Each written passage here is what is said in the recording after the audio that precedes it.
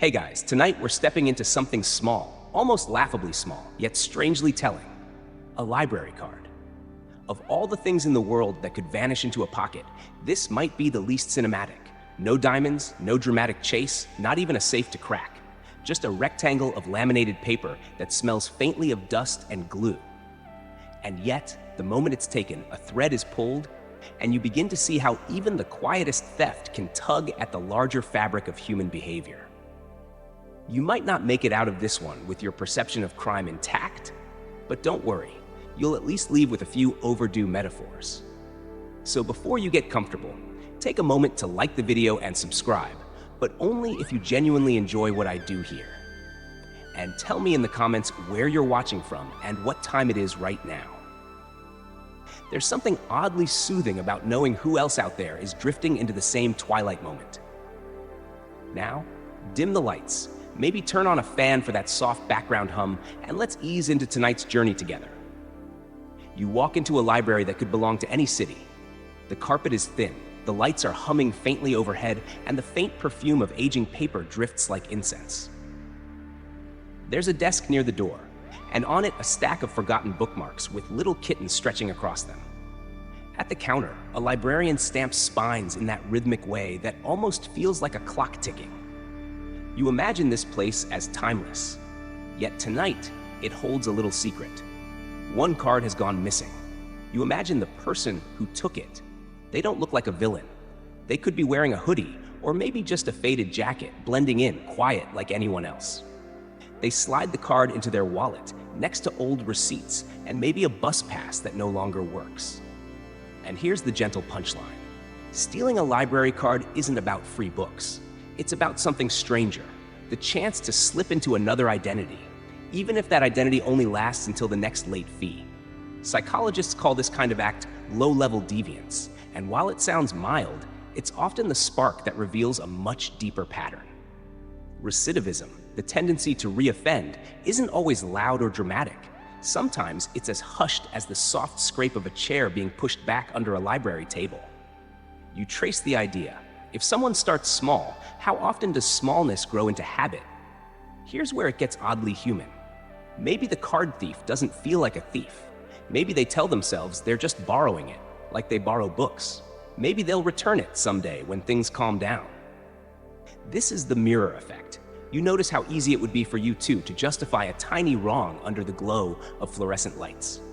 You think of times you've pocketed something not yours. Maybe a pen from work, maybe a hotel towel you swear you just forgot.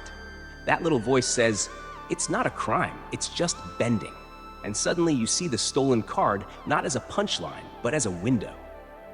Now, for a quirky fact to carry with you, in some libraries, especially older ones, cards were once typed by hand, embossed with little metal plates that clunked like a printing press. Stealing one back then wasn't just about sliding plastic into your pocket. It was about walking away with an object made by another person's deliberate effort, their fingertips pressing letters into permanence. Imagine that weight. Today's cards are digital, barcode, replaceable. Yet the psychology remains. Something about taking identity resonates, whether it's a thin plastic card or a password scrawled on a sticky note. As you keep tracing the story, you wonder, was the thief impulsive? Did they see the card, unattended, and snatch it without thinking? Or was there planning? A slow survey of the room, a timing of the librarian's gaze, a moment chosen like the pause between two pages. Experts still argue about how much of petty theft is impulse versus intent. The debate hums in your head. If it was impulse, maybe it speaks of emotional turbulence, someone flailing for control. If it was intent, maybe it's a breadcrumb trail leading to something larger. You let the thought hang there, an open loop, unanswered. The silence around it feels almost sacred, like the quiet of a library at closing, when all the chairs are tucked in and the only sound is the squeak of a cart carrying books back to their homes. You stay in that pause for a while, noticing your breath, the weight of the blanket against your body. The story is still unfolding, but it lets you rest here for a moment. When you move again, you look back at the counter. The librarian is still stamping, still moving with ritual care. You realize how vulnerable these spaces are. Libraries run on trust. Cards are handed out with little ceremony, almost freely. The assumption is that people will honor the invisible contract: borrow, read, return. But when that contract is broken, even in a way as simple as swiping a card, you see the fragility. This is what makes the stolen card fascinating. It's not about the object itself, but about what it whispers. Even the most trusted systems can be nudged. And you laugh softly because, really, what's someone going to do with a library card? Stockpile mysteries? Max out on cookbooks? Try to impress someone on a date with the dangerous power of free printing? The joke is easy, but the truth beneath it isn't. People rarely reoffend in big, glamorous ways. They reoffend in small, comfortable ones. They find habits like soft chairs and return to them again and again. As you drift toward the next turn in the story, you tuck away this first image. A missing card, a quiet room, a crime so small it could fit in the palm of your hand. Yet inside it, you sense an entire world of repetition, habit, and the endlessly human need to test where the boundaries really lie. You drift deeper into the aisles, tracing the path of that stolen library card, as though its thin plastic edges had left behind a faint trail in the carpet. You notice the books it has touched. A few mysteries, paperbacks with cracked spines and faded covers. A biography of some forgotten politician whose smile never quite looked sincere. A self-help book promising a new you in 7 days. The irony doesn't escape you. Whoever slipped that card into their wallet has been using it not just to take books, but to borrow small fragments of identity, as though each overdue novel were a costume tried on for size. The paper trail is there if you know how to look. Overdue slips folded into pockets, scrawled signatures that don't quite match the handwriting on file, and the quiet accumulation of late fees, tiny debts stacking like layers of sediment. You imagine a detective bending over a desk, squinting at a receipt, and wondering what sort of person spends their night smuggling paperbacks. It's almost funny, except for the unsettling truth. Small acts don't always stay small. They echo. Psychology has a term for this: behavioral consistency. The idea that once you cross a boundary, even a trivial one, you're more likely to cross it again and again and again. Like a bookmark slipping deeper into a book, the act becomes a groove. You think about it the way you think about habits. No one sets out to become a repeat offender.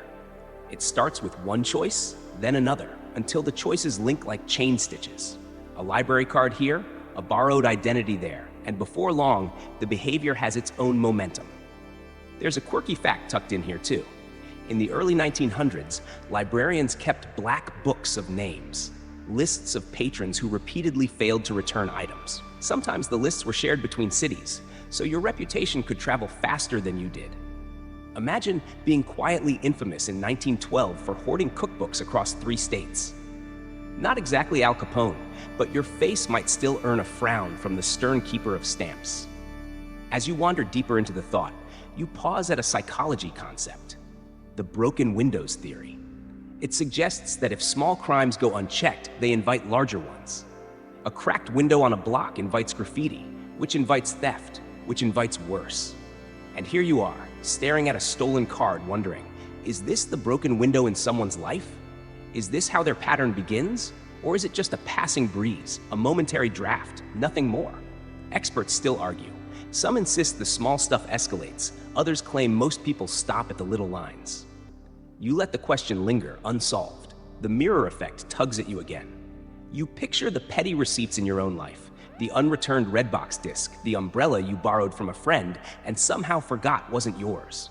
You feel the soft weight of that realization, that the line between mistake and misdemeanor isn't always sharp. You wonder how many times someone looked at their own overdue slips and told themselves, it's not a crime, it's just a few pages. And maybe that's how it starts. The trail continues. A librarian notices the smudge on a sign-out sheet. Someone else spots a name written too quickly, as though the hand itself knew it was pretending. These little details stack like clues in a detective novel, but without the crescendo. No car chases, no spotlight interrogations, just paperwork. And yet paperwork can trap a person as surely as handcuffs. The reframe slips into place. Maybe this isn't about theft at all. Maybe it's about longing. The thief could be craving access, belonging, the feeling of being part of something civilized and calm. A library is a sanctuary, and for someone who feels like an outsider, Maybe the only way in is through a card that isn't theirs. You picture them hunched at a table, leafing through a borrowed book, eyes darting as though someone will recognize they don't quite belong. And your chest softens. Because haven't we all, at some point, felt the need to sneak into belonging, even if only by pretending? A healing pause settles in here. You let the silence expand, like the hush that fills a reading room when a chair scrapes too loudly. You picture rows of spines glowing faintly in the dim light, each one a door to a different world, and you breathe with the stillness. And then the trail picks up again. You follow the card through renewals and finds, through books never returned. One novel lies forgotten under a bed, its pages curling from a spilled cup of tea. Another rests in the bottom of a backpack, waiting to be discovered weeks later, smelling faintly of gym socks. Each unreturned book becomes a symbol, not just of neglect, but of inertia, the way a person drifts further from the rules with every overlooked obligation. You smile at the absurdity of it all. Imagine explaining this to a hardened cop. "We've got a repeat offender here, Chief. Suspect is armed with late fees." The absurdity is its own joke, soft enough to keep the listener awake but amused, a reminder that not every crime story needs to be soaked in blood. Sometimes the humor is in the banality, the way a little plastic rectangle can reveal truths about human fragility. But you can't shake the gravity beneath it. Paper trails don't lie. They capture the rhythm of a person's choices, however small. And when the same name, or the same smudge of handwriting, shows up again and again, you begin to see it. The loop, the quiet orbit of recidivism, circling back like the return of an unfiled book to the wrong shelf. And so you keep following. Through slips, receipts, and fines, you see how the trail widens. Each mark of paper less about the book itself, more about the behavior that underlies it. You sense that this isn't the last time the card will be used. The habits are already whispering, already carving grooves into the future. You glance back at the desk, the librarian still stamping, still believing in the quiet contract of trust. And you wonder how many more names will pass across the counter, leaving behind trails only visible to those who know how to look. You sit at one of the library's long oak tables, fingers brushing over faint grooves left by pencils long ago. The missing card still lingers in your mind, not as an object, but as a symbol, a small lever that preys open a bigger truth. You realize that what's most fascinating isn't the card itself, but what it represents. The loop of human behavior. That circle that pulls people back again and again, even when logic says they should step off. Psychologists sometimes call it the habit loop. You've seen versions of it in your own life. Reaching for your phone the moment you wake, biting your lip when you're nervous, drifting into the same song when you need comfort. For someone drawn into crime, the loop is no different. It starts with a cue, maybe the sight of an unattended card or the thought of overdue fines. Then comes the routine, the act itself, slipping the card away, borrowing under another name. Finally, there's the reward, temporary escape, a sense of control, maybe even just the warm comfort of holding something that feels like power. Cue, routine, reward, round and round. You imagine the thief sitting where you are now, tapping a foot under the table, waiting for the cue. Maybe they don't even notice it happening anymore. That's the most dangerous thing about loops. You rarely see them while you're inside them. They feel like normal life, like dog-eared novels read late into the night. The behavior burrows in, and before you know it, the pattern is living you instead of the other way around. There's a quirky fact tucked in here. Studies once tracked library return habits and found that the same people who returned books late often did so repeatedly, regardless of reminders. It wasn't forgetfulness, it was pattern. These were people who also tended to show up late to appointments, file taxes at the last possible moment, and renew driver's licenses after the deadline. Psychologists call it time disorganization. In everyday life, it looks like being scatterbrained. In the justice system, it can look like recidivism. And here's the mirror effect again. You catch yourself thinking of all the times you've circled the same loops. Maybe it's procrastination. Maybe it's doom scrolling at midnight, promising yourself just 5 more minutes. You realize how fragile the line is. Your loop comforts you. Their loop condemns them. Suddenly, the stolen card doesn't feel so alien. It feels like a reflection. You let that thought stretch, then soften into a healing pause. Imagine the air around you thickening, as though the library itself has hushed, waiting. You breathe slowly. For a moment, you let the weight of habit press against your chest, not as judgment, but as recognition. We all walk circles. Some are just more visible than others. And yet, you can't help but reframe. What if recidivism isn't about bad choices repeating, but about familiar comforts pulling us home? Picture someone stepping back into crime, not because they crave risk, but because they crave routine. Think about how your hands know how to make coffee without thinking, or how you can walk to your front door in the dark. The body remembers. For some, stealing a card isn't about rebellion. It's about familiarity, a well-worn groove, the soft return to what feels known. Still, there's the open debate. Experts argue whether these loops can truly be broken. Some believe that once you've carved a pathway in your brain, you're destined to travel it again and again, like water flowing through the same canyon. Others argue that people can redirect the flow. Harder, yes, but not impossible. It lingers as a question. Is recidivism inevitable, or is it just an easier road than the harder one of change? No answer arrives, and maybe that's the point. You imagine the thief at home now, their library haul stacked on a nightstand, a crime novel, a cookbook, maybe even a guide on breaking habits. The irony tickles you. 3 soft jokes already brewing in your head. First, stealing a card to check out a book on not stealing. Second, maxing out a fake name's borrowing limit with cookbooks, but still ordering pizza every night. Third, stacking self-help titles like a tower, only to use them as a makeshift coaster for coffee. You smile quietly. Sometimes, absurdity is the sharpest truth. Back in the library, the pattern continues. The librarian stamps another book, oblivious. Another name is entered into the system, neat and quiet. But behind the neatness, the loop hums. You picture it not as a line, but as a circle, tightening. Each return date missed, each card swiped, each rationalization whispered under a reading lamp. All of it part of the orbit. A fragile thought presses forward. Maybe this isn't about theft at all, but about repetition itself.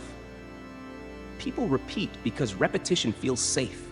You can almost hear the rhythm of the stamp, racked steady as a metronome. Stamp, stamp, stamp, a loop in its own way.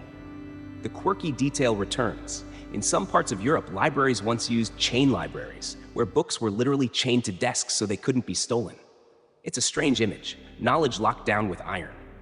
And yet you realize, no matter how strong the chain, people still found ways to repeat their loops. The habit isn't in the object, it's in the person. You run your hand over the table again, feeling the grooves.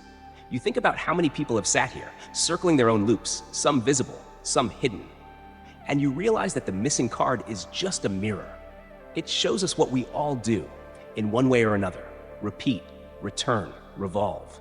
The air feels heavier now, quieter. You imagine yourself leaning back, eyelids soft, letting the story hold you. The loops you've traced tonight aren't just about crime, they're about being human.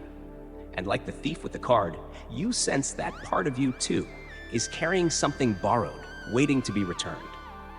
You rise from the oak table and wander between the stacks, footsteps muffled by carpet worn thin in the places where thousands of others have walked.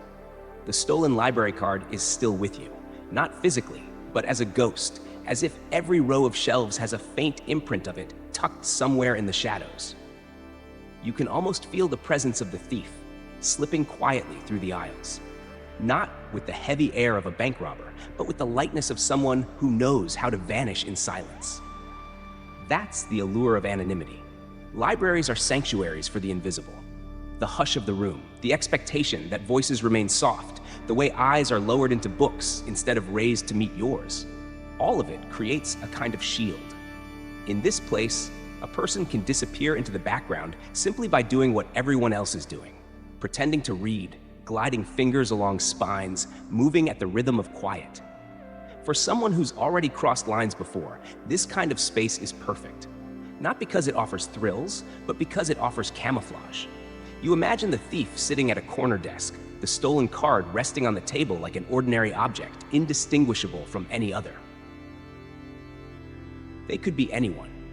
A student studying late, a retiree passing the hours, a bored teenager hiding from the rain. That's what anonymity does. It dissolves you into the crowd. And for repeat offenders, the comfort of blending in is often more magnetic than the crime itself.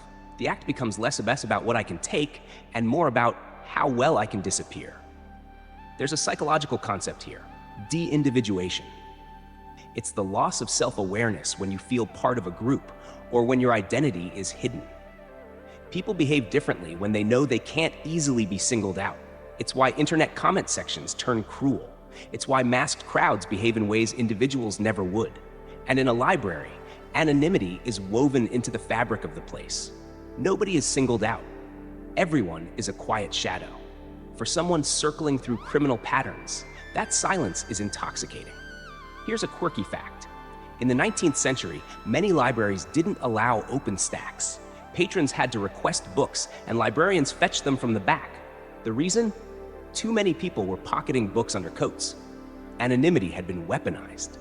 Imagine that, an era where curiosity itself was considered risky, because letting people wander among shelves unsupervised meant losing track of who they were and what they might take. The mirror effect turns its face toward you again. You think of your own quiet masks, the times you slipped unnoticed into a crowd, savoring the way it let you breathe without the pressure of being observed. Maybe it was a concert where no one cared who you were. Maybe it was sitting alone in a cafe, hidden behind a laptop screen. You realize anonymity isn't just a tool for thieves. It's a comfort for anyone who sometimes longs to dissolve into the background. The difference is what you do with that comfort. You pause in the stacks, noticing the stillness. There's a healing pause here, unspoken, like the air itself has hushed to remind you. Invisibility is both gift and danger. For some, it means rest. For others, it means escape. You linger in the silence, feeling the weight of the idea, before letting the story move again. You reframe the theft once more. Maybe it wasn't about books or even identity theft. Maybe it was about belonging to a place where being unseen felt safer than being known. When someone pockets a card, maybe what they crave isn't the thrill of stealing. It's the chance to step into anonymity at will, to hold in their hand a literal pass into invisibility. It's not just a card, it's a cloak. Still, the debate remains. Experts argue whether anonymity encourages crime or simply provides cover for those already inclined. Is it the library that tempts or the person already predisposed? One camp insists that places of anonymity act like incubators for deviance. Another says the space is neutral. It's the individual who carries the loop within them. The shelves whisper no verdict. The carpet offers no testimony. The question remains suspended like dust motes in a shaft of light. You chuckle quietly to yourself, a soft joke forming. First, imagine a hardened criminal bragging in prison. I once stole a library card.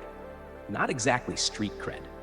Second, if anonymity were the real draw, you muse, then maybe librarians should issue invisibility cloaks at the front desk instead of cards. Third, picture the thief carefully photocopying their new identity, only to accidentally leave the copies on the public printer for everyone to see. Even the shadows have punchlines. You walk deeper, trailing your hand along spines. Some books lean against each other like tired friends. Others jut out, waiting to be chosen. And you realize the whole library is built on trust. It trusts you to borrow without stealing. It trusts you to return. It trusts you to sit quietly without drawing suspicion. And maybe that's why anonymity feels so sacred here, because it's offered freely, not forced. Invisibility is a gift of the place itself. Another quirky note, in Japan, there are libraries where silence is so strict that even footsteps are hushed by special flooring. In such places, a person can move like a ghost, never disturbing the air. It makes you wonder, how often does silence itself become a partner in crime? How many stolen cards or books slipped away under the cover of stillness, never noticed because the room expected everything to remain undisturbed? You pause again, eyes closing, as though you're sitting in that hush right now. The fan hums in your room, the light is dim, and you let the texture of silence hold you. That's the magic of anonymity. It lets the edges blur until you're no longer certain where you end and the space begins. But as you open your eyes again, you feel the weight of the paradox. To vanish feels safe. To be unseen feels like relief. But the longer you disappear, the harder it is to step back into visibility. The stolen card may have started as a joke, a thrill, a small flex of control. Yet, in its anonymity, it holds a trap. The more you use it, the more you disappear into its shadow.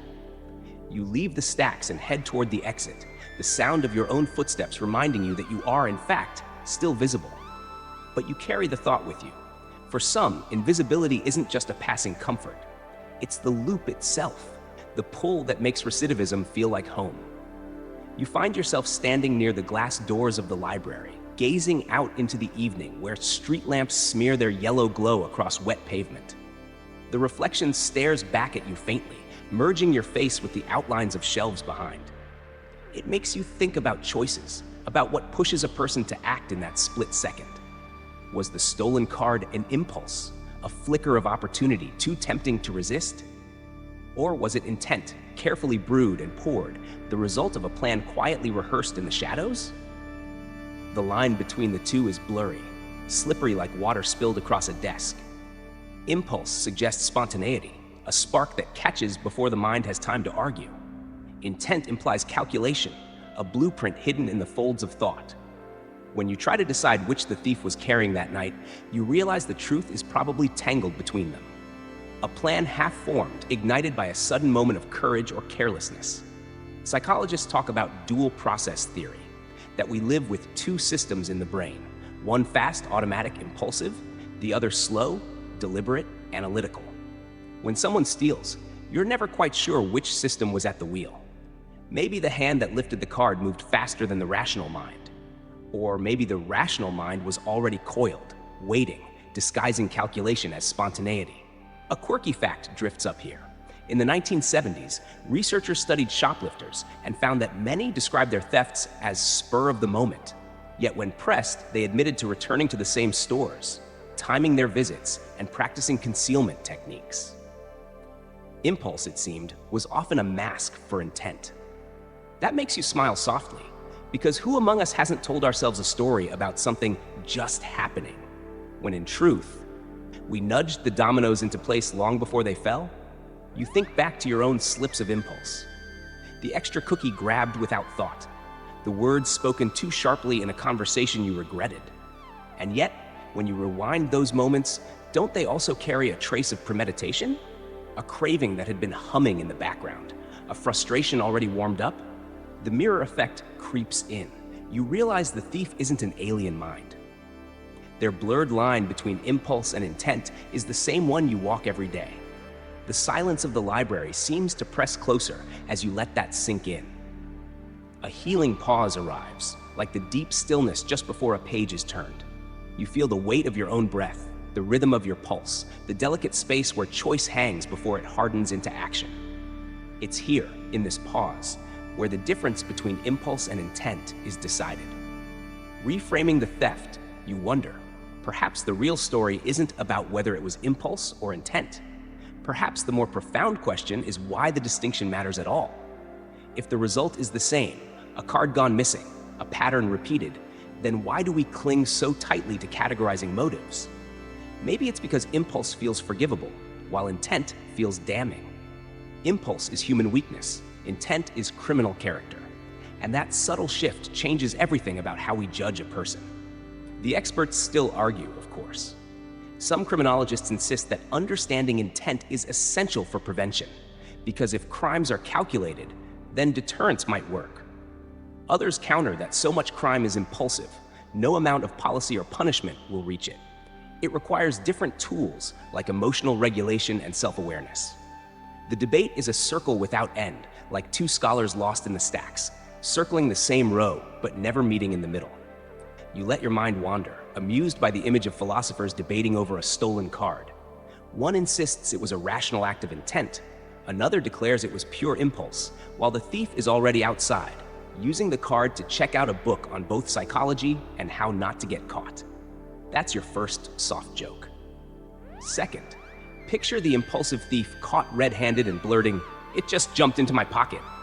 Third, imagine intent so deliberate that they drafted a PowerPoint presentation on library card acquisition strategy, only to forget the thumb drive in the printer tray. You step outside into the night air, feeling the cool dampness settle on your skin. The library glows behind you, a beacon of trust and order, while the world outside feels more chaotic, cars hissing past on wet roads.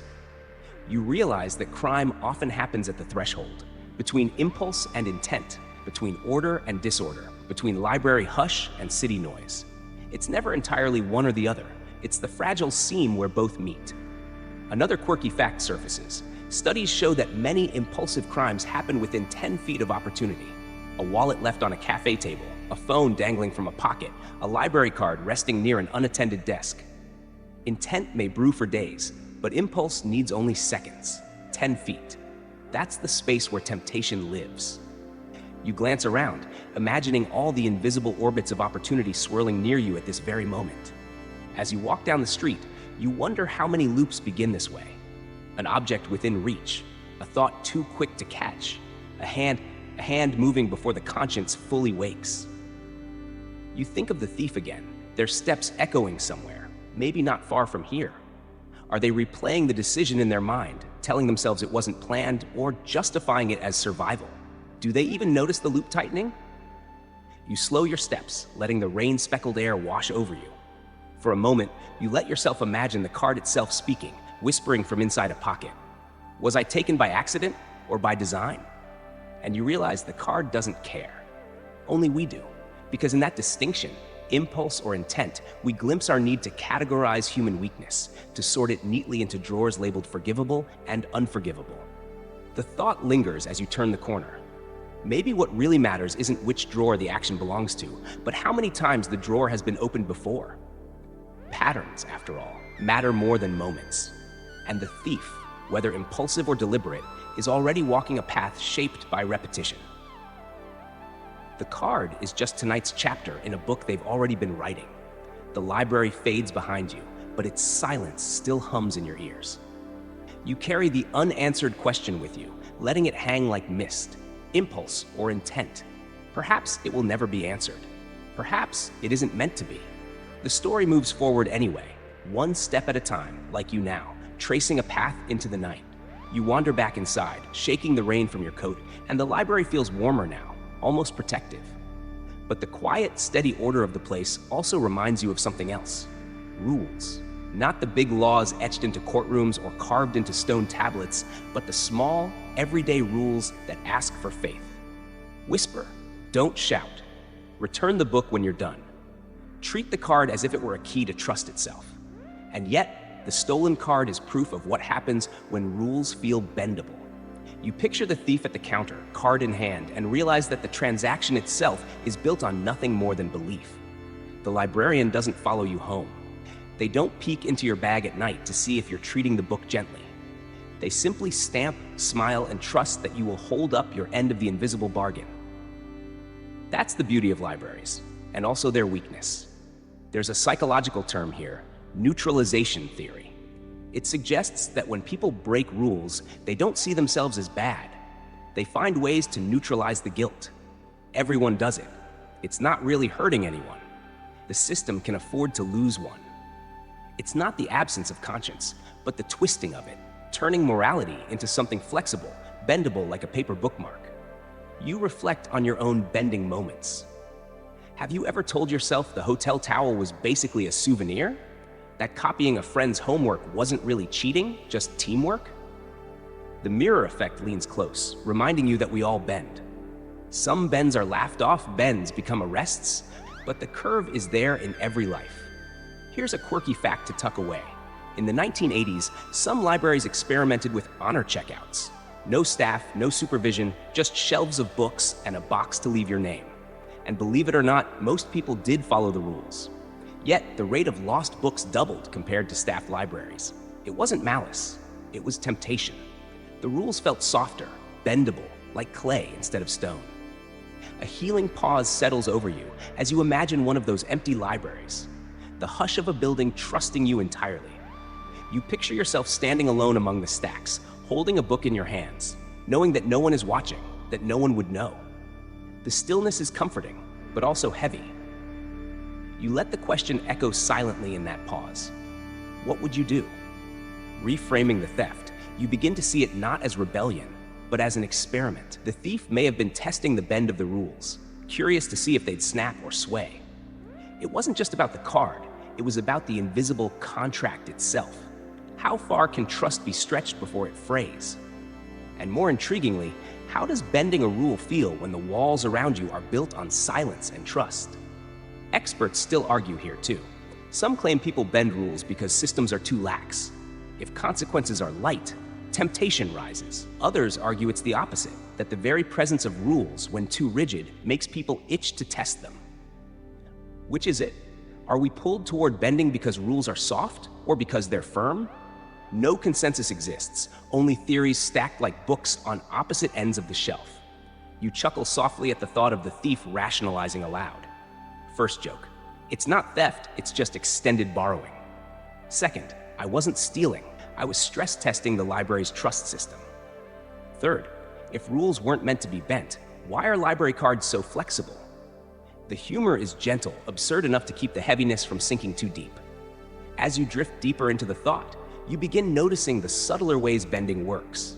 Someone eats a sandwich in the no food zone. Someone texts quietly under a no phone sign. Someone slips past the 3 books maximum rule, thinking, what's one more? Each small bend is a quiet rehearsal, a testing of edges. And the stolen card is simply a larger bend, one that tipped from permission into violation. Another quirky fact surfaces. In medieval monasteries, libraries often chained books to desks not only to prevent theft, but also to remind monks of the gravity of borrowing. Yet some monks still managed to smuggle volumes out, hiding them under robes. Imagine the quiet humor of that. Holy men tiptoeing with sacred texts, their rationalization perhaps that God's word should be shared freely. Even sanctity is not immune to the bending of rules. You pause again, letting the air grow still. The library around you seems to listen, its very silence holding centuries of such rationalizations. You feel your breath slow, your mind soften, as though the room itself is reminding you, rules bend quietly, not loudly. That's why they're so easy to miss until they've already broken. You trace your steps toward the desk where the librarian still works, their motions unchanging. Stamp, slide, nod. They are the embodiment of trust made routine, of order repeated until it feels eternal. And you wonder if they notice, deep down, how often the rules bend around them. Maybe they see the smuggled snacks, the whispered conversations, the borrowed pens that never return. Maybe they even know about the stolen card. But instead of cracking down, they keep stamping, because libraries run on hope as much as on books. The thought lingers. Maybe the thief, like you, knew that the rules here were bendable. Maybe what drew them in wasn't the desire to break act, but the thrill of seeing how far they could lean without snapping. That's recidivism in miniature. Not always a lust for crime, but the steady drift of rules stretched too thin until bending becomes habit, and habit becomes identity. As you leave the desk and wander back to the stacks, you glance at the rows of titles standing quietly in place. They too are rules of a kind, orderly, structured, each in its place. And yet, you know that any one of them could be slipped out of alignment, tucked into a bag, never returned. The order is fragile, bendable, and somehow, that fragility is what makes it beautiful. You pause between the rows, resting your hand on a shelf of biographies. The spines stare back at you like rows of faces, each one a life condensed into a block of text. And you begin to imagine the thief's inner world, not the act itself, but the private theater of rationalizations, the stories we tell ourselves when we bend reality to fit what we've done. The stolen library card wasn't just taken, it was narrated. Inside their mind, there was likely a monologue running quietly, smoothing over guilt like a hand smoothing creased paper. Maybe it went something like, "It's just a card, no one will miss it." Or, "The library has hundreds of these, they'll barely notice." Perhaps even, "I deserve this, I've been shut out long enough." Each line of self-talk is a way to stay whole, to keep the mirror from cracking. Psychologists call this cognitive dissonance reduction. When our actions clash with our values, the mind works overtime to bridge the gap. Instead of changing the behavior, we reshape the narrative around it. The voice in the head doesn't accuse, it negotiates, it bargains, it soothes. And the card becomes not a theft, but a story where the thief still sees themselves as decent, maybe even justified. The mirror effect leans in close again. You think of the times you've done the same, explaining away procrastination as waiting for inspiration, or excusing a white lie as protecting someone's feelings. The stories we tell ourselves aren't unique to thieves. They're the glue that holds every human contradiction together. And suddenly, you realize that the quiet thief in the library is you, too, just with a different script, a different prop in hand. Here's a quirky fact. In 1957, Leon Festinger, the psychologist who coined cognitive dissonance, ran an experiment where people were asked to perform a dull, repetitive task, then lie to the next participant, saying it was fun. Those paid only $1 to lie convinced themselves more strongly that it was fun, because the small reward couldn't justify the dishonesty. Their minds rewrote reality to protect their sense of integrity. And isn't that what the thief does too? Rewrite the act until it doesn't sting. You let the realization hang there, then soften into a healing pause. Imagine sitting in the thief's chair, the stolen card warm in your pocket, and hearing the inner voice murmur comfortingly, "This is fine. You're not hurting anyone." You let that hush sink into you, like the weight of silence after a book is closed. But then, a reframe enters. Maybe the real story isn't about deception, but about survival. People tell themselves stories not just to excuse, but to endure. A thief who has stumbled in and out of punishment may cling to these narratives because the alternative, seeing themselves as irredeemable, would crush them. Perhaps the stories are not lies at all, but lifelines. And that changes how you see the card, not as an object of deceit, but as a thread tied to someone's desperate need to keep afloat. Experts still argue about this. Some say self-narratives are dangerous, enabling repeat behavior by blunting guilt. Others say they are necessary, a coping mechanism that buys people enough hope to eventually change. No consensus, no neat resolution, just the debate echoing through psychology journals like whispers down a hallway. You chuckle softly at the absurdity of it. First soft joke. Imagine a thief looking into a mirror and declaring, "I'm not stealing, I'm auditioning for a role in someone else's life." Second, picture them saying, "It's not theft, it's research. I'm building character for my memoir." Third, if I tell myself the story loudly enough, maybe the librarian will believe it too. Humor softens the edges, reminding you that even self-deception has its comedic side. You drift back into the aisles. The shelves lean in around you, as though listening. And you realize libraries themselves are monuments to stories. Some factual, some fictional, all shaping how we see the world. Perhaps the thief felt at home here, not because of the anonymity, but because it was a place where stories rule. What's one more narrative whispered into the air? One more script rehearsed under the hum of lights? A quirky detail surfaces. Ancient scribes used to write little curses in the margins of manuscripts, warning thieves of divine punishment if they stole the book. "May your soul be eaten by demons if you take this text," one medieval scribe scrawled. Yet people stole anyway, probably whispering their own counterstory. Surely the demon's busy tonight. Stories always duel with stories. The mirror effect flickers once more. You realize how often your own narratives run unchallenged. The way you explain away bad habits, justify choices, or soften regrets. And suddenly, you don't feel far from the thief at all. You, too, live in a library of inner scripts, borrowing one story when you need courage, another when you need comfort, another when you need forgiveness. The thought lingers as you take another slow step. Maybe the theft of the card wasn't about rebellion or survival alone. It was about maintaining a story that felt safer than silence. A story in which the thief was still human, still deserving, still more than their mistakes. And if you're honest, isn't that what you do too? Keep narrating yourself into someone you can live with? You stop at the end of the aisle, the dim light casting long shadows across the floor. And in that quiet moment, you feel the weight of all those invisible monologues floating in the air. Stories layered on stories. Each visitor here has their own script, their own way of explaining themselves. Some take books, some take time, some take nothing but a memory.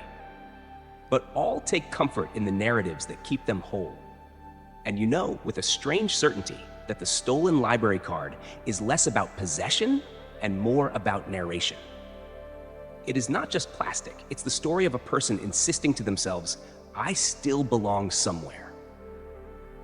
You drift toward the far side of the library, where the shelves grow taller and the lights dimmer, as if the architecture itself wants to remind you that stories pile higher the deeper you go. Somewhere in these shadows, the ghost of that stolen library card lingers still. And now you begin to widen the frame, to map this small theft onto the larger canvas of criminal psychology. One card is only a fragment, but patterns, once you trace them, begin to reveal themselves like faint handwriting on yellowed paper. You think of recidivism not as a headline term, but as a rhythm. Crimes repeating like refrains in a song, sometimes louder, sometimes softer, but always recognizable. The library card theft isn't isolated. It's a verse that rhymes with countless others. A shoplifter taking socks they don't really need.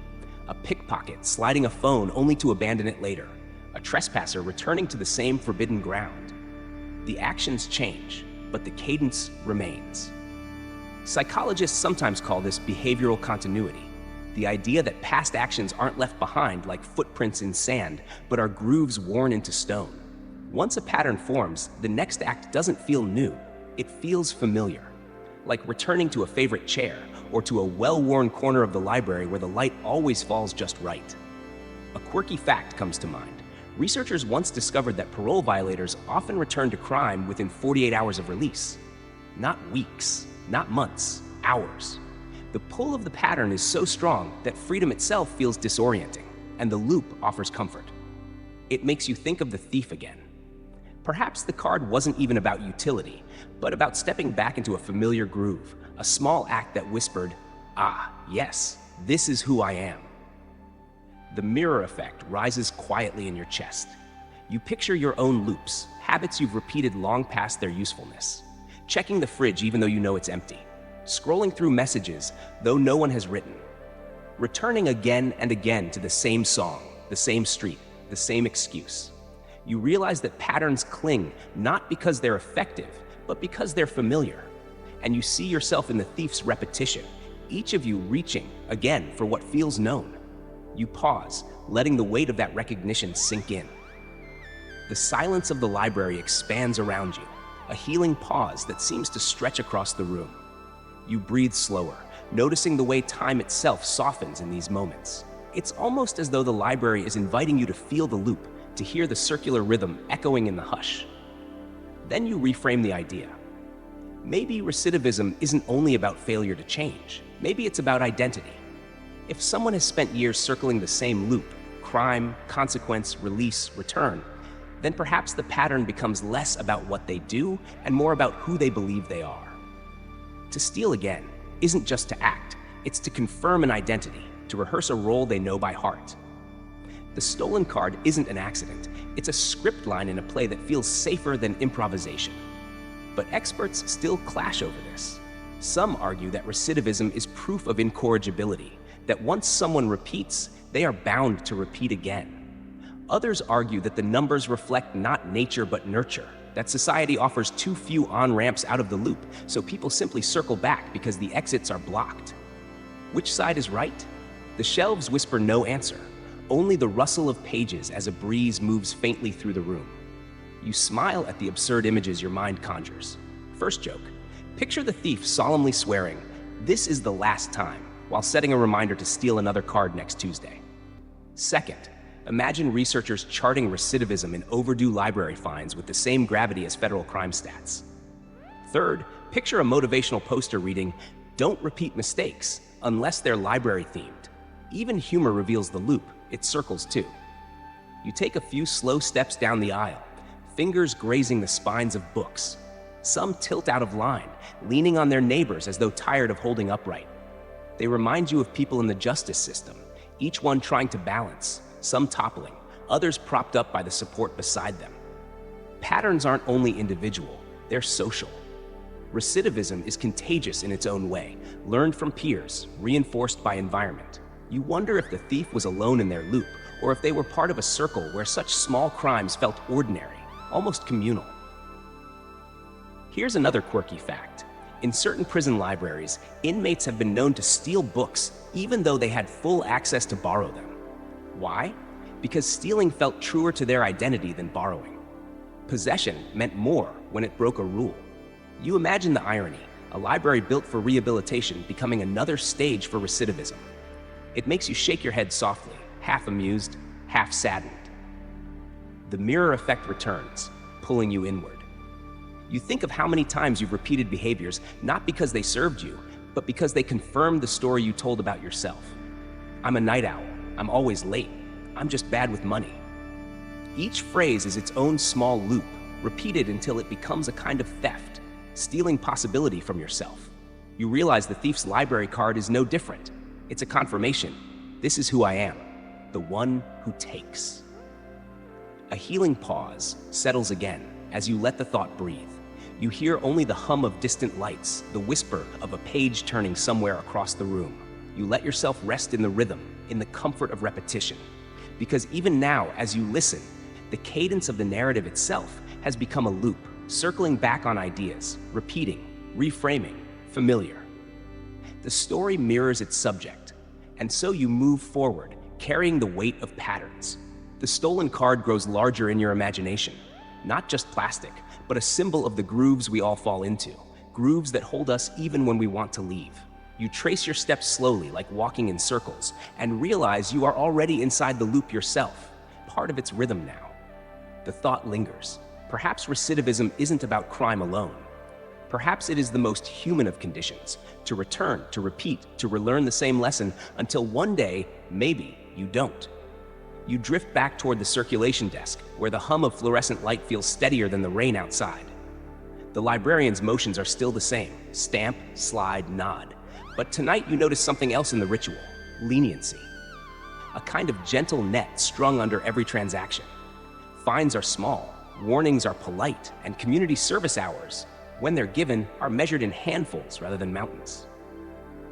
Libraries, like the justice system at its softer edges, rely on a belief that most people who bend rules can be nudged back toward the center without being crushed by punishment. You think of recidivism here in miniature, not as parole boards or prison walls, but as late fees and stern looks. A stolen library card becomes not a felony, but a nudge, a reminder, a tug on the sleeve. And yet you can't help but wonder, does the softness of the net catch people before they fall too far, or does it teach them they can fall without consequence? Psychologists debate this constantly. There's labeling theory, which argues that harsh punishment cements identity. Call someone a thief often enough, and eventually they live the role. On the other hand, there's deterrence theory, which says without firmness, the cycle spins unchecked. And so, between warning letters and waived fines, libraries become a testing ground for these bigger questions. The stolen card is a case study, small but sharp, like a splinter that makes you notice the entire structure of the floor. A quirky fact: in some European cities, libraries replaced fines with timeout benches, where offenders had to sit quietly before borrowing again. Not as punishment, but as reflection. Imagine that. A timeout for adults, enforced silence in a place already defined by silence. Did it work? The records are mixed. Some sat sheepishly and reformed, others treated it as a free nap zone, then slipped right back into the old loops. The mirror effect curls toward you. You think about your own brushes with gentle nets, a teacher letting you redo a failed paper, a boss overlooking your tardiness, a friend forgiving a broken promise. Did leniency reform you, or did it make it easier to slip again? The memory cuts both ways. Sometimes kindness pulls you upright. Other times it whispers, "See, you can get away with this." And suddenly you feel the tension of the net itself. It both saves and tempts. You let yourself breathe here, a healing pause, as though you're the one sitting on that library timeout bench. The hush thickens around you, a space to reflect without judgment. You picture the thief sitting there too, card warm in their pocket, wondering if the world's soft responses mean forgiveness, or simply that no one is watching closely enough. Reframing the story, you see the net not only as intervention, but as invitation. Perhaps leniency isn't about excusing the act, but about offering an alternative script. You are not your worst moment. You can choose differently. A waived fine becomes less about sparing money and more about saying, "We still trust you enough to come back." The card, then, is not just stolen. It's also offered again and again in the form of chances. Yet experts still argue, should justice systems be merciful, focusing on rehabilitation, or stern, focusing on deterrence? Some point to data showing leniency reduces long-term reoffending. Others point to stories of repeat violations as proof that softness breeds complacency. No answer, just the familiar loop of debate, mirroring the very loop of crime itself. You can't help but chuckle softly. First joke, Imagine a hardened repeat offender sentenced to mandatory book club attendance. Second, picture the thief being told, your punishment is to alphabetize the entire history section, only to finish and declare, I'd do it again. Third, a judge sighing, one more stolen library card, and you'll face increased late fees. The humor is light, but it hides the seriousness beneath. Sometimes the line between deterrent and indulgence is absurdly thin. You lean against the desk, watching the steady rhythm of stamping. The librarian doesn't know which patron might be bending the rules, but they stamp anyway. That's society's bet. Extend trust broadly, correct gently, and hope most will respond. And maybe that's the beauty of the net. It assumes redemption is always possible. Another quirky fact drifts in. In some prisons, library privileges are among the most valued rewards. Inmates who misbehave can lose them, and losing access to books is sometimes more dreaded than losing time in the yard. Isn't that telling? Even in the harshest environments, the soft net of a library becomes a symbol of belonging, of humanity. Perhaps that's what makes a stolen card sting. It takes advantage of the gentlest gift we offer. You glance at the people drifting quietly in and out, students, parents, the elderly with tote bags. Each one is suspended in the net, held lightly but firmly by rules that assume cooperation. And you wonder, does the thief feel the weight of this net, or have they learned to slip through its gaps? The mirror effect returns one more time. You think about the nets in your own life, the times you were caught softly, corrected gently, given another chance. How many of those chances did you use to climb upward? How many did you shrug off? You feel the tension again. Mercy can reform, but it can also enable. You close your eyes for a moment, the hum of the lights washing over you. The library around you seems to breathe. In its silence, you hear both the fragility and resilience of trust. The net is woven not of ropes but of beliefs, that people can change, that gentle correction can redirect, that even a repeat offender might one day break the loop. And so you stand there, holding the paradox, the gentle net that saves and tempts, that forgives and enables, that both catches and fails. And you know the stolen card is tangled in it still, a small weight in the weave of society's endless experiment with trust. You wander deeper into the library, toward a quiet wing where the carpet muffles even your softest steps. The shelves here are older, dustier, the spines cracked and faded. It feels like stepping into a chapel, except instead of hymns, the silence itself is the liturgy. You stop beneath a small skylight, moonlight slipping through, and the thought hits you. Libraries are not just places to borrow books. They are mirrors. Every row of shelves reflects something back to the visitor.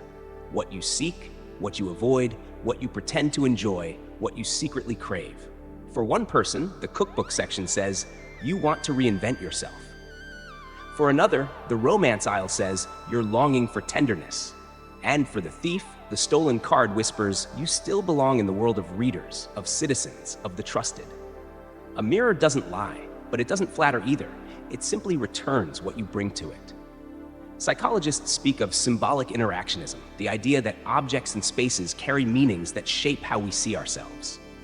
A library card is just plastic, but it symbolizes identity, membership, and legitimacy. To possess one, even dishonestly, is to hold a mirror that says, you are part of this order. Without it, the mirror reflects absence, exclusion. And so the stolen card becomes more than theft, it becomes self-preservation. Here's a quirky fact. In some Scandinavian towns, library cards double as public transport passes. They don't just check out books, they open doors, buses, even swimming pools. Imagine the weight of that card, suddenly less a rectangle of plastic and more a passport to belonging. Steal it, and you're not just borrowing identity, you're borrowing access to an entire civic life. You pause, letting the mirror effect turn back on you. What would the library reflect about you? Which shelf would you linger in? Which book would you slip from the row, hoping no one saw? Maybe your reflection would show indecision, or hunger for distraction, or a longing for wisdom you'd never admit aloud. You realize that stepping into a library is like stepping into a hall of mirrors, except the glass is made of pages. The thought makes you smile faintly. First joke, imagine someone declaring, "The library reflects my true self," while clutching nothing but manga and candy bar wrappers. Second, a thief rationalizing, "I'm not stealing the card, I'm just borrowing my reflection." Third, a library installing funhouse mirrors at the entrance, so visitors immediately confront how distorted their inner stories can be.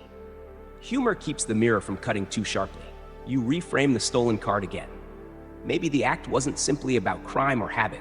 Maybe it was an attempt to step into the mirror, to test whether society's reflection still included them. Holding the card, the thief might have felt, even briefly, like a normal patron, indistinguishable from everyone else quietly browsing under the hum of lights. The theft, then, wasn't about escape, but about blending into the reflection of order. But experts, of course, keep the debate alive. Some argue libraries are perfect metaphors for rehabilitation, open, trusting, forgiving. Others counter that the very openness makes them fragile, easily abused by repeat offenders. Are libraries proof that trust can work, or proof that trust will always be broken? No consensus, only shelves of arguments stacked side by side. A healing pause settles over you as you tilt your head back to watch the moonlight falling through the skylight. The stillness feels like a balm. You imagine the thief here too, holding the card under that same silver glow, perhaps seeing themselves reflected for once not as an offender, but as a participant in the quiet ritual of belonging. You let that image breathe before moving on. Another quirky fact drifts in. Some prison libraries run mirror programs, where inmates write reflections about books they've read, literally using literature as a tool to see themselves differently. Studies show it works. People who engage deeply with books are less likely to reoffend. The mirror of the library doesn't just reflect, it reshapes. You trail your fingers across a row of encyclopedias, noticing their uniformity, the illusion of permanence. And it occurs to you that mirrors aren't always flattering. They show the dust, the cracks, the dog-eared pages. For the thief, the mirror may also reflect failure, a reminder that belonging had to be stolen, not freely given. And that sting may be sharper than any punishment. You chuckle softly again. Imagine the card itself speaking from the thief's pocket. I'm not stolen. I'm just reflecting your inner neediness. Or picture a judge holding up the card in court and saying, this is less Exhibit A than Exhibit U. Even humor becomes reflection, turning the serious into something you can laugh at, even as it keeps its edge. The mirror effect pulls you inward one more time. You wonder, when you reach for comfort, do you reach honestly? Or do you borrow, steal, or disguise your needs? The library, after all, reflects not only the thief, but you as well. And in this dim wing, surrounded by books that echo lives long gone, you can almost see yourself standing in two places at once. The observer and the one with a card hidden in your pocket. The silence grows thicker, the air heavier with dust and thought. You realize that libraries will always be mirrors, showing us both our better selves and our smaller slips. The stolen card is not just a crime. It's a reflection, a glimpse of someone trying to see themselves as part of the order, even if only by bending its rules. And as you stand there, moonlight soft on your shoulders, you realize the mirror has done its work on you too. You are no longer only telling the thief's story, you are reading your own reflection between the lines. You leave the skylit wing and wander toward a quieter corner of the library, where the chairs are older, the cushions sunken from years of visitors resting in the same exact spots. The air smells faintly of dust and upholstery, and you realize this is the part of the library where people linger, not just to read, but to stay. A thought unfolds slowly. The pull of familiar ground is one of the most powerful forces in human life. The stolen library card has followed you here in imagination. You picture the thief returning again and again, sliding back into these chairs, breathing the same old scent of worn fabric. Why? Because returning to familiar spaces makes repetition easier. In criminal psychology, this is called environmental cueing. The environment itself becomes a trigger. Just being in the same place invites the same action. Sit in this chair, and the hand almost remembers reaching for the card pocket on its own. Think of your own life. The mirror effect pulls you inward, reminding you how certain cafes always make you crave the same drink, how visiting your childhood street stirs old habits you thought were gone. The brain isn't neutral about space. It treats familiar ground like a script waiting to be replayed. The thief doesn't just reoffend because of who they are. They reoffend because the stage is set for it. A quirky fact surfaces. Studies show that smokers who try to quit relapse more often when they return to the same social spots where they used to smoke. The bench outside the bar, the balcony with the view, the corner table at the cafe. The space itself becomes a trigger stronger than the craving. You imagine the library working the same way. The smell of books, the rhythm of the stamp, the hush of the carpet, all pulling someone back into the loop of theft, like a chorus calling them home. You pause by one of the chairs, running your fingers over the frayed armrest. A healing pause seeps into the moment, as though the library itself is asking you to sit, to feel the weight of habit in your own body. You breathe in slowly. How many times have you returned to a place not because you needed it, but because it felt known? The thought softens, resting heavy in the stillness. Reframing the theft, you see it less as rebellion and more as gravity.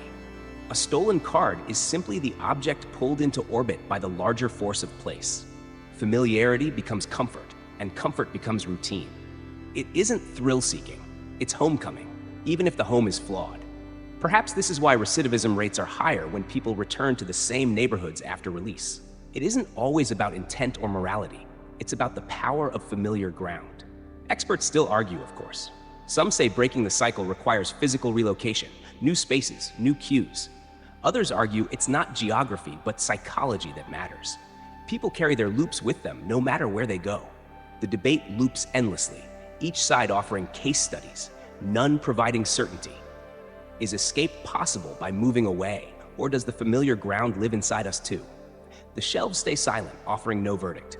You smile faintly, and the humor bubbles up as soft jokes. First, imagine the thief confessing, "I didn't mean to steal. I just sat in my usual chair and muscle memory did the rest." Second, picture a parole officer assigning chair relocation therapy. Third, envision a motivational poster declaring, "Change your seat, change your life." It's silly, but in the silliness you glimpse a truth. Even furniture can shape fate. You wander further, noticing how the chairs cluster near outlets, how the tables are scratched with initials. These details remind you that familiarity doesn't come from grand symbols, but from tiny consistencies. For someone teetering on the edge of reoffending, these consistencies are seductive. Sit here, breathe this air, feel the groove in the desk under your hand, and suddenly, the loop reawakens. Another quirky fact: in behavioral studies, rats placed back in the same maze they had learned months before could still run it almost perfectly, even if they hadn't practiced in ages. Memory is sticky in space. Humans, for all our sophistication, aren't so different. We carry mazes inside us, triggered by the smell of dust, the hum of fluorescent light, the weight of an old chair. The mirror effect ripples again. You recall how your own body carries scripts tied to place.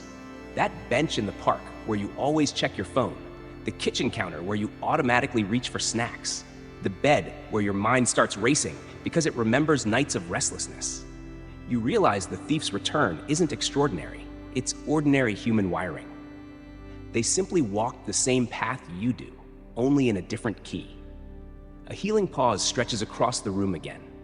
You stand still, listening to the hum of silence, letting the truth settle. We are creatures of place as much as of choice. Our patterns don't live only in us. They live in the ground, the walls, the air. And sometimes, breaking free means leaving the chair behind as much as leaving the act. You walk back toward the center of the library, but you glance one last time at the corner chair. It sits empty, patient, waiting for the next body to sink into it. You wonder how many loops have been rehearsed there. Quiet studying, quiet procrastination, quiet theft. The chair doesn't judge. It simply holds. And so you carry the thought with you. The pull of familiar ground isn't just about comfort. It's about inevitability. The library isn't only a building, it's a stage. And once you've played your part on it, the lines are easier to repeat than to forget. You drift away from the chairs and into the heart of the library again, where the hum of the HVAC is steady and the smell of ink and dust lingers faintly like old perfume. Tonight, your thoughts pull wider still. The stolen card, the repeated act, the familiar spaces, they all flow into the deeper pool of debate that has consumed criminologists, sociologists, and judges for decades. What truly breaks the cycle of recidivism? Rehabilitation or deterrence? Mercy or punishment? The experts circle endlessly, like moths around a lamp, their answers flickering but never final. You picture two scholars seated across from each other at a library table. One insists that people can change if given the right support, therapy, education, community ties. The other shakes their head, arguing that only strict deterrence, firm consequences, no-nonsense enforcement can keep people from slipping again. Between them lies a stack of books, thick with studies and statistics, and the stolen card might as well be resting there too, an exhibit neither side can agree on. Psychology has a concept here, risk-need-responsivity model. It argues that rehabilitation works best when tailored to the individual's risks, needs, and abilities to respond. But deterrence theory counters. If consequences are certain and harsh, people will think twice before reoffending. The trouble is, both have evidence in their favor. Both fail often enough to keep the argument alive. A quirky fact comes to mind. In some cities, community service sentences have included tasks like cleaning library shelves or helping with literacy programs. Judges hoped the environment of learning would inspire reflection. Some offenders flourished, discovering a sense of dignity in the work. Others treated it as a joke, doing the bare minimum before circling back to old patterns. The same sentence, two different results, fuel for both camps in the debate. You pause, feeling the mirror effect at work. In your own life, what has changed you more? Harsh consequences or gentle encouragement? You think of times you were scolded, punished, or disciplined. Sometimes it made you pause, sometimes it just hardened your defiance. And then you think of moments when someone believed in you, gave you trust, or gently redirected you. Sometimes it lifted you, sometimes it made you lazy. You realize the truth is inconvenient. Both can work, and both can fail. The healing pause comes softly here. You stop moving, close your eyes, and imagine the hush of the library expanding outward, like the world itself is asking you to breathe before choosing sides. In the silence, you hear the hum of both arguments, mercy, punishment, mercy, punishment. The rhythm itself becomes hypnotic, and you let yourself float in the middle, knowing no perfect answer will arrive. You reframe the stolen card once again. Perhaps it isn't evidence for either side. Perhaps it is a reminder that crime is never only about logic, it is about human messiness. The thief didn't consult a risk-benefit chart before slipping the card into their pocket. They acted from impulse, need, habit, or comfort. And because human motives resist neat boxes, human solutions resist neat answers too. The card is a mirror of ambiguity. Experts still argue, of course. Some claim that rehabilitation programs are too soft, producing only temporary compliance. Others claim deterrence breeds bitterness, locking people more tightly into criminal identities. Each study contradicts another. Each case offers a counterexample. The shelves of journals are heavy with disagreement. It is a debate destined to never close, echoing forever in the corridors of both libraries and courts. The humor sneaks in, light but sly. First, imagine a courtroom where the punishment for stealing a library card is mandatory reading of 10,000 pages of legal theory.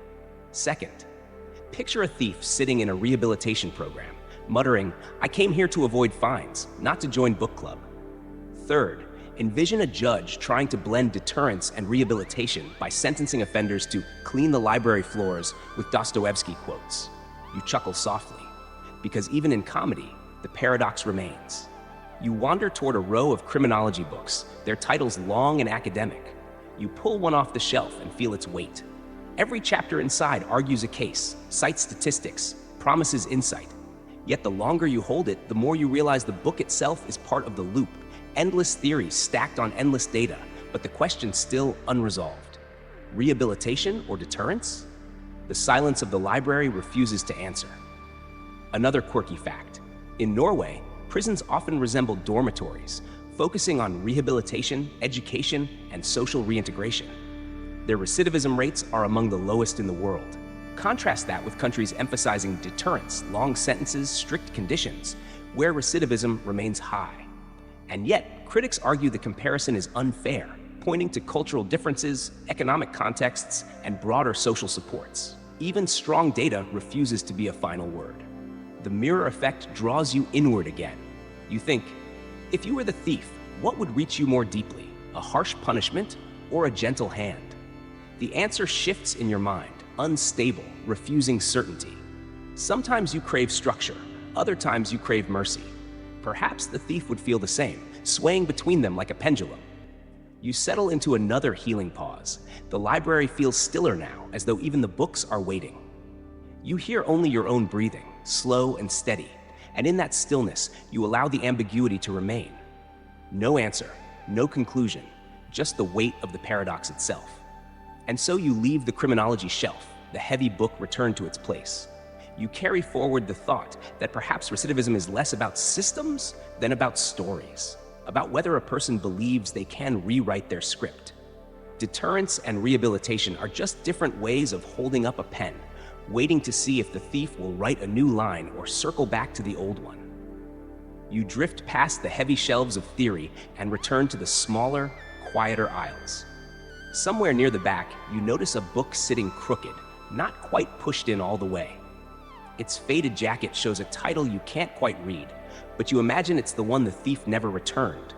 The book that stayed out, abandoned under a bed or stuffed into a backpack until its spine curled and its pages smelled faintly of mildew. There's something haunting about an unreturned book. It isn't loud, it doesn't demand attention, it just lingers in absence. A missing volume leaves a gap in the shelf, a small wound in the order of things. And in that gap, you realize, lies a metaphor. A book left unreturned is like unfinished business, tethering someone to the past. For the thief, perhaps that book is more than overdue. It is a reminder of all the cycles they never closed. Psychologists sometimes talk about the Zeigarnik effect, the tendency of unfinished tasks to stick in the mind more than completed ones. You don't remember the hundreds of errands you finished, but you remember the one you left undone. The unreturned book is the Zeigarnik effect made tangible, a constant reminder whispering, "This isn't finished, you're still tied to this." The mirror effect reflects back at you. You think of your own unfinished business, the letter you meant to send, the project you abandoned, the conversation you never resolved. Don't they weigh on you more than the things you actually completed? And don't they, in a way, pull you back into the same loops? Just like the thief, you find yourself circling the memory of what wasn't returned, what wasn't finished, what still sits out of place in the library of your life. Here's a quirky fact. In some old libraries, unreturned books were treated almost like missing persons. Notices were posted, sometimes even in newspapers, pleading for their safe return. Imagine that. An entire community searching for a volume of sermons or recipes as though it were a kidnapped child. The seriousness of it seems absurd now, but the symbolism is powerful. A book isn't just paper, it's a promise. Breaking that promise leaves a mark. You pause here, allowing a healing pause to open in the silence. You picture the thief lying in bed, the borrowed book tucked under a pillow. Maybe they fell asleep reading it. Maybe they meant to return it, but the days slipped by, and then the weeks, until returning it felt impossible. Each day became another stitch in the fabric of unfinished business. You breathe softly, letting yourself feel the weight of that inertia, the way undone things become anchors. Reframing the theft, you begin to see the unreturned book as a symbol not of rebellion, but of burden. Maybe the thief didn't keep it out of greed, but because returning it meant confronting shame. Every overdue notice is a mirror saying, "You failed." So the book stays hidden, growing heavier with each day. In that sense, the theft isn't an act of defiance. It's the residue of unfinished stories, an inability to face the shelf again. Experts still argue about this. Some say unfinished business fuels recidivism because guilt becomes unbearable and the loop becomes easier than closure. Others argue the opposite, that shame paralyzes and people reoffend because moving forward feels impossible. Which is it? No one agrees. The book remains missing, the debate unread, its pages still closed. You chuckle quietly at the absurdity of it all. First joke. Imagine the thief writing on the inside cover, "I'll bring this back after one more chapter," only to realize the book was 800 pages long. Second, picture a librarian testifying in court. "Your Honor, this isn't theft, it's just an extreme case of procrastination." Third, a missing book poster with the headline, "Have you seen me? Last spotted under a pizza box." Humor makes the heaviness easier to hold. You run your hand along the shelf where the missing book should be, feeling the gap. And you realize gaps are powerful. They draw attention more than the books around them. That single absence becomes the center of the shelf. Isn't that what unfinished business does to us? It becomes louder than the completed tasks, more insistent than the finished stories. Another quirky fact, the oldest overdue book in history was returned after 288 years. A volume of sermons borrowed in 1667 was quietly slipped back into a library in 1955. Imagine the ghost of that book, carrying centuries of unfinished business, finally returned to its place. The thief, you realize, might never return their stolen card or their missing book, but the possibility always remains, stretching across time like a faint thread of hope. The mirror effect presses close again. You ask yourself, what's the unreturned book in your own life? What gap sits on your shelf, whispering every time you pass it? You feel the weight of that question more deeply than you expect. The unfinished stories tug at you like the empty space where a book should be, drawing your eyes no matter how many other volumes you stack around it. You pause once more, letting the stillness settle. The healing pause is long here, a hush as though the entire library is holding its breath, waiting for you to acknowledge your own unreturned volumes. You breathe slowly, letting the silence remind you that some debts are not measured in money, but in memory. And so you walk on, carrying the image of that missing book with you. Not as a punchline, not even as a crime, but as a symbol of what remains unfinished, unclosed, unresolved. The stolen card becomes a thread that ties back to it, both reminders that until the gaps are filled, the loops remain open, waiting to be walked again. You leave the crooked shelf behind and find yourself moving into a darker corridor of the library where the lamps buzz faintly, their light broken by shadows. Here the thought grows heavier, almost personal. What does a stolen card really mean? Is it only plastic and ink? Or is it, at its core, about identity, about trying on a mask, even one that barely fits?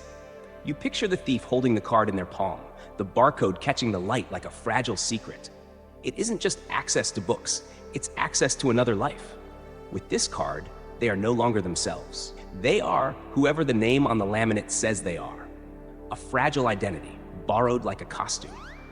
And yet, as with all disguises, the mask cracks sooner or later. Psychologists talk about identity theory, the notion that people behave in line with the roles they believe they occupy. If you see yourself as a student, you study. If you see yourself as a caretaker, you nurture. If you see yourself as a thief, you steal. But what happens when you slip into someone else's role through a stolen card? You borrow the behavior too, at least for a while. Check out books, nod politely, move quietly. It feels real until the mask begins to slip and the old loops return. A quirky fact floats up. In some early libraries, cards weren't just names, but full descriptions, including addresses and even occupations. Imagine stealing one that read, Mrs. Eleanor Smith, piano teacher. For a few hours, you could walk through the stacks not as yourself, but as Eleanor, borrowing cookbooks or sonatas. The fiction would be paper thin, but still intoxicating. The mirror effect creeps in closer than before. You think about the masks you've worn, introducing yourself differently at a party, exaggerating a trait in a job interview, hiding your mood behind a polite smile. Haven't you, too, borrowed identities, even temporarily, even without malice? You realize the thief's fragile mask is only an exaggerated form of something you already know, the daily theater of being human. A healing pause opens here. You stand still, letting the fragile thought breathe. Imagine the card trembling in the thief's hand, the sense of power mixed with dread. For a moment, they feel like someone else, someone accepted. And for a moment, you too feel the weight of pretending, the delicate crack in every mask you've ever worn. Reframing the theft, you wonder if the card was never about books at all. Maybe it was about the ache of wanting to be someone else, even for a little while. Recidivism, then, isn't only about repeating acts, it's about repeating identities. Each theft isn't just a crime, it's a rehearsal of the same fragile role. I am the one who takes. And breaking the cycle means rewriting not just behavior, but self. Experts still argue whether identity is fixed or fluid. Some claim once a person accepts the identity of criminal, it sticks like ink on skin. Others argue identities can be rewritten endlessly, that no role is permanent, that we are all masks, stacked on masks. Which is true? The shelves whisper no certainty, only the turning of pages that show both stories at once. The humor sneaks in lightly again. First, Imagine the thief trying to check out a children's picture book with a stolen identity, only for the librarian to say, "Really, Mrs. Eleanor Smith? You've developed quite the interest in dinosaurs." Second, picture them rehearsing a new voice to match the name, then forgetting mid-sentence. Third, imagine the card itself sighing, "I'm not a disguise, I'm just overdue." You walk deeper down the aisle, feeling the dimness around you. The books here are older, their jackets fragile, their spines leaning. It strikes you that fragility itself is part of identity. We like to imagine masks are strong, that they hide us well. But they are always paper thin. Sooner or later, the card bends, the signature smudges, the truth peeks out, and in that fragility, the mask loses power. Another quirky fact surfaces. In some medieval libraries, readers had to write their names by hand in every book they borrowed. Over time, the ink faded, leaving ghostly traces of identity long after the people were gone. Some names can still be seen today, pale scratches of self from centuries ago.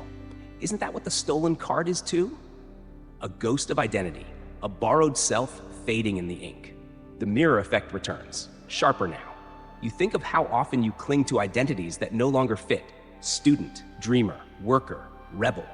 Each one fragile, each one smudged with time. You realize you've been carrying your own stolen cards all along, insisting you are who you once were, even when the reflection has changed. You pause again, letting the healing pause soften the edges. The library grows quieter, as though the air itself respects the delicacy of the thought. You breathe, feeling the fragility of identity, like fine paper between your fingers. Not just the thief's, but your own. And then you step back, the reframe settling deeper. Maybe the stolen card is not evidence of deceit, but of longing. Longing to belong, longing to be someone else, longing to find an identity that doesn't hurt.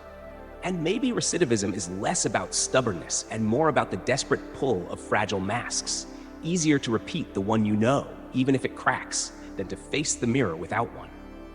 You leave the aisle slowly, carrying the image of a flimsy piece of plastic, edges bent, barcode fading, holding within it the weight of fragile identity. And you realize it isn't the card that's fragile, it's us. You circle back toward the front of the library, past the desk where the steady rhythm of stamping hasn't changed all night. It feels fitting, almost poetic, to return here, to the place where the card first slid across the counter and vanished into someone's pocket. But now, after wandering through so many reflections, you see it differently. The checkout desk isn't just a piece of furniture. It is a threshold, a gate where belonging is either affirmed or fractured. And tonight, the stolen card is heavier than it was at the beginning, burdened with all the stories and shadows you've attached to it. You imagine the thief standing here once again, hand trembling just slightly as the card rests against the counter. It could be the same librarian, the same stamp, the same fluorescent light buzzing faintly above. But the weight is different now. The card carries fines, missing books, half-truths, excuses. It carries identity borrowed and fragile. It carries the echo of repetition and the gravity of familiar ground. Every time it passes across the counter, it is not just plastic, it is a whole history sliding with it. Psychologists might call this cumulative continuity. The idea that behavior doesn't vanish when the act ends, it compounds, shaping reputation, expectation, and identity over time. By the time the card is used again, it is no longer just a momentary theft. It is a pattern replaying itself, and the weight of that history makes the loop harder to break. A quirky fact drifts in. Some libraries once kept card ledgers, where every transaction was handwritten and visible to all. Anyone could see which books you'd borrowed. Privacy didn't exist. Your history sat in plain ink. Imagine the thief sliding their card across that kind of counter, knowing their every choice would be recorded for the community to read. Would anonymity still hold its allure, or would the weight of public eyes break the cycle? The mirror effect pulls close. You think about the histories you've carried back to your own thresholds. The job interviews where your past failures felt like invisible ink stamped across your resume. The relationships where your repeated habits whispered louder than your promises. Haven't you, too, stood at counters heavy with history, hoping the person on the other side wouldn't see all that you carried? In that way, the checkout desk is everyone's desk. You pause here, letting a healing pause open in the air. Imagine standing at that counter with your own invisible card, sliding it across, waiting for someone to stamp it. You breathe slowly, acknowledging that we all carry fines, missing pages, unreturned volumes. The silence holds you gently, reminding you that even history can be softened by stillness. Reframing the theft, you begin to wonder, maybe the story isn't about crime at all, but about cycles. The desk is where they begin, where they repeat, and where they might one day break. Sliding the card back across the counter could be surrender as much as it is defiance. Maybe the thief will return it, sheepishly, worn and bent, and in that act, there will be a kind of fragile redemption. Experts still disagree about whether cycles can ever truly end. Some say people always circle back, that history is destiny. Others say change is always possible, like that even the most worn groove can be stepped out of with the right shift. Neither side has the final word. The shelves stay silent. The desk remains patient, waiting for each person to decide their own ending. You smile softly at the absurdity lingering beneath the seriousness. First joke. Imagine a dramatic courtroom scene where the evidence is just a single library card held up like a murder weapon. Second, picture the thief dramatically declaring, "I swear this is my last overdue book," only to be caught the next day in the cookbook aisle. Third, a librarian sighing, "If I had a dime for every card stolen, I'd have, well, enough to pay everyone's late fees." You glance at the line of patrons waiting at the desk, students juggling backpacks, parents soothing tired kids, retirees clutching thick novels. Each card that slides across is a transaction of trust, a reaffirmation of belonging. And suddenly, you see the thief not as an outlier, but as part of the same flow. Even in stealing, they were participating in the ritual of the desk, insisting, however imperfectly, that they still belonged in the line. Another quirky fact surfaces. In some small-town libraries, when a card is reported stolen, the replacement is given without much fuss, often with a quiet smile. The assumption isn't that you're deceitful, but that mistakes happen. Life is messy, and people need second chances. It makes you wonder, what if the thief's card was quietly replaced, their history forgiven? Would the cycle continue, or would mercy interrupt it? The mirror effect comes one last time. You think of your own cycles, the habits you've repeated across years, the desks you've returned to with the same invisible history in hand. You realize the question isn't just about whether cycles can break, but whether you can let yourself step away from them. Perhaps the stolen card is just tonight's mirror, showing you where your own loops still run. You stand at the counter, eyes on the small stack of blank cards waiting to be stamped. The air is heavy with all you've considered: anonymity, impulse, fragile identities, unfinished business, familiar spaces, gentle nets. It all comes together here, at the place where books are borrowed, returned, or lost forever.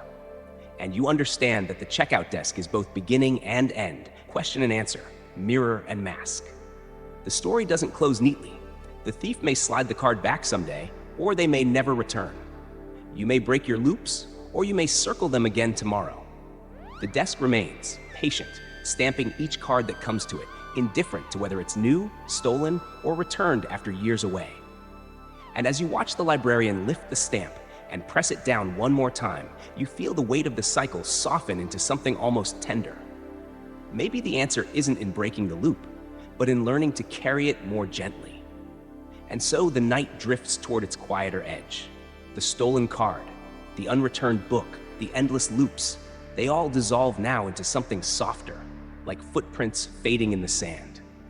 You feel the hush of the library still around you, the steady hum of lights, the weight of all those shelves holding not judgment, but patience. Perhaps that's the gentlest truth of all. Even when we repeat, even when we falter, there are still places that hold space for us to begin again. Your breath has slowed by now, the rhythm steady as turning pages. The images blur into calm, dust settling on oak tables, moonlight stretching thin across carpet, a single book sliding back into place. You don't need to solve the debates or close every loop. Tonight, it's enough to rest inside the mystery, to let the questions keep their soft edges while you drift into sleep. If this story has brought you a little stillness, a reminder that even in the quietest crimes there's something deeply human, then perhaps let that peace linger. Nếu câu chuyện này khiến bạn thấy bình yên, hãy nhấn đăng ký để mỗi đêm ta lại cùng bước tiếp. And if you want more slow, strange tales like this, you'll find them waiting in the playlist Bedtime Criminal Psychology right here on the channel. Each one a small doorway into another quiet night. But most of all, if you've ever left something unfinished or lost a small piece of yourself along the way, share it with me. I read every comment before I fall asleep. Close your eyes now. Let the shelves fade. Let the air grow still. The story will keep its place for you, waiting.